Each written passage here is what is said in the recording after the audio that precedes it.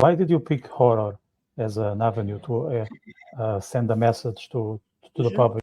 Is there any rational reason, or it just happened by chance? I think that people who write horror and people who are fans of horror can look into that which is the darkest of all and not be afraid to look and to see and to understand, and through it we're entertained.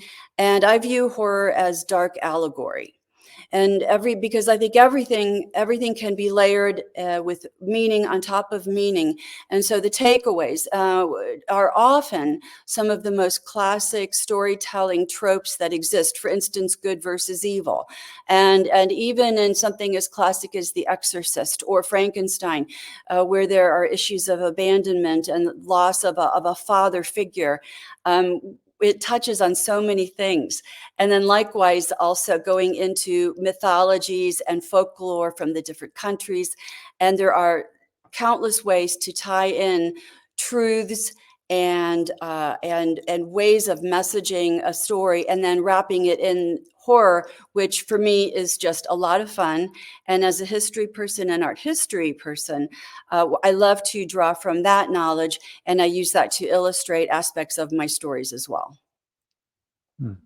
So would you consider yourself a transgressive writer in the same sense as our good friend Neda does? Yeah, I have written for her. I did an article for her, and we have had a wonderful little correspondence exchange as well.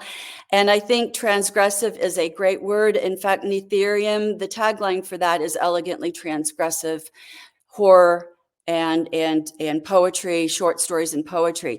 And I think it is just an unflinching way of saying, yes, I'm looking into the dark side of things, and it might scare you, it might intimidate you, it might titillate you, but I am going to enlighten you in some way by digging into the dark. Yeah.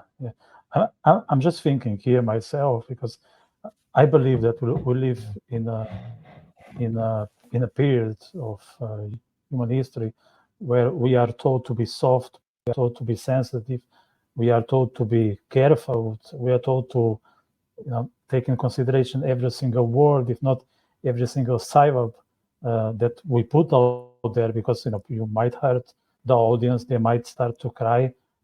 How do you handle this snowflake context that we are living? Yeah. Yes. So for instance, as a technical matter, I have a very generic content warning that I simply put into the books, and also wherever the books are listed for sale. Beyond that, my main literary website, butterflybroth.com, I do happen to have a content guide for each one of my horror short story collections. And that simply delineates each story's general theme.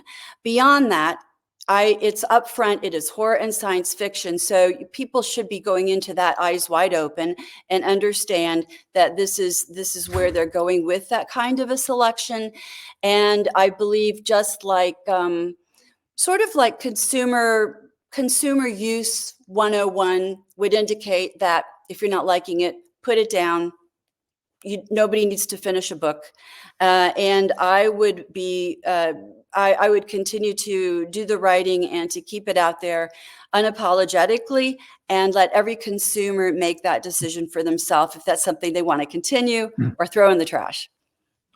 That's very fair from you. It's totally up to the individual to carry on or just drop, as you said, and I don't know, do whatever they feel. So people should act grown-ups and take full responsibility for what they are doing, and not just blame the creator, because the bottom line was their decision to read that book, to listen to that podcast, to do whatever they want with their lives. But it's much easier to point fingers than to take responsibility for your actions. So but it's good that you put the warnings there that that they might get triggered and all that.